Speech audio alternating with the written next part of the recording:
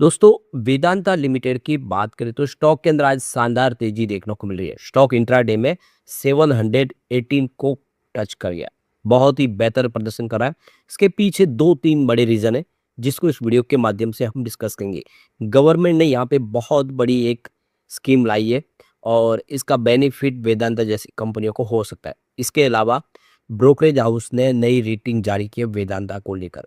वेदांता के डीमर्जर के पहले बाजार में माहौल पॉजिटिव बन गया है इस डीमर्जर को लेकर और काफी सारा निवेशकों का उत्साह इस समय दिखाई दे रहा है। वेदांता अपने बिजनेस को लेकर जो रणनीति बना रही है वो काफी शानदार दिखाई दे रही है। इसकी वजह से यहाँ पे पॉजिटिव माहौल बना है।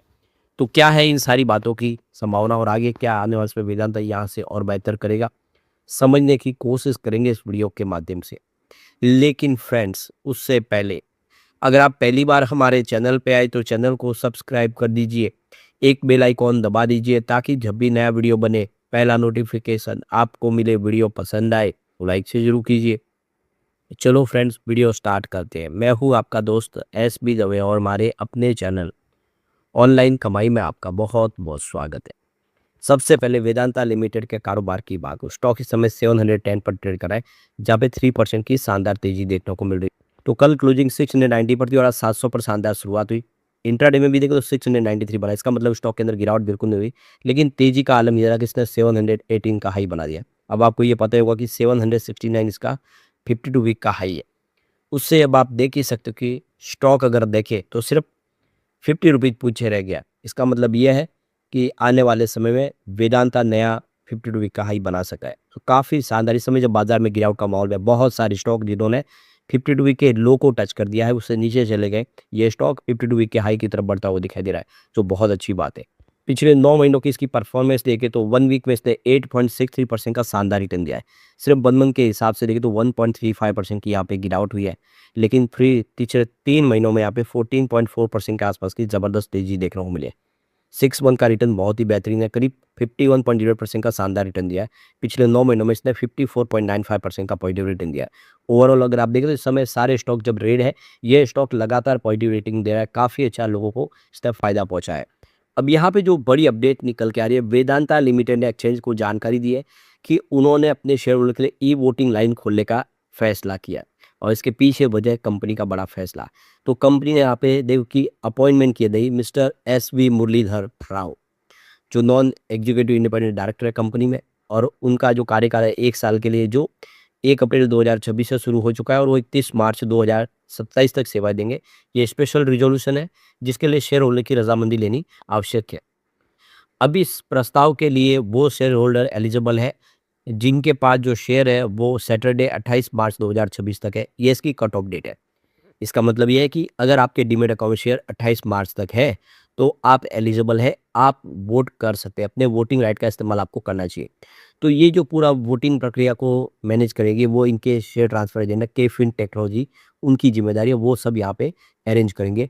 तो अगर आप भी कट ऑफ डेट के पहले शेयर ले चुके और आपके डीमेट अकाउंट में 28 मार्च को शेयर थे तो आपको इस मौके का फ़ायदा ज़रूर उठाना चाहिए। तो यहाँ पे वो ई वोटिंग लाइन जो खुलने जा रही है वो 8 अप्रैल 2026 सुबह 9 बजे से, और ये खत्म होगी 5 बजे गुरुवार को, देख सकते हो कि 7 मई 2026। तो ये डेट आपको ध्यान रखना है। 1 महीने का आपके पास मौका है। अगर आप एलिजिबल शेयर होल्डर हैं तो ज़रूर यहाँ पे वोट करें। और आप देख सकते हो कि यहाँ पे इसकी सारी डिटेल जानकारी एक्सचेंज पे दे दी गई है, किस तरह से आपको वोट करना है। तो यहाँ पे ये सारी डिटेल है जिसको आपको जानने की आवश्यकता है। तो कंपनी ने काफ़ी अनुभवी व्यक्ति को यहाँ पे अपॉइंट किया है और इसके लिए शेयर होल्डर की रजामंदी ले रहे हैं। डेट हमारे सामने आ चुकी है प्रस्ताव के लिए। यहाँ पे एक अच्छी गुड न्यूज़ और निकल के आ रही है। हिंडाल्को और वेदांता को लेकर जेपी मॉर्गन ने ओवरवेट की रेटिंग दी है।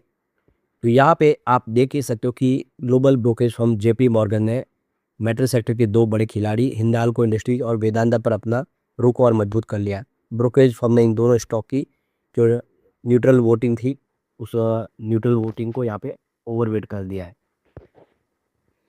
इसके पीछे की सबसे बड़ी जो वजह है कि मिडिल ईस्ट यानी जो पश्चिम एशिया में बढ़ता हुआ तनाव, जिससे एल्यूमिनियम के सप्लाई पर असर पड़ सकता है, कीमतें ऊंची बनी रह सकती है। यही कारण है कि आने वाले क्वार्टर्स में इन कंपनियों की कमाई में ज़बरदस्त उछाल देखने को मिल सकता है।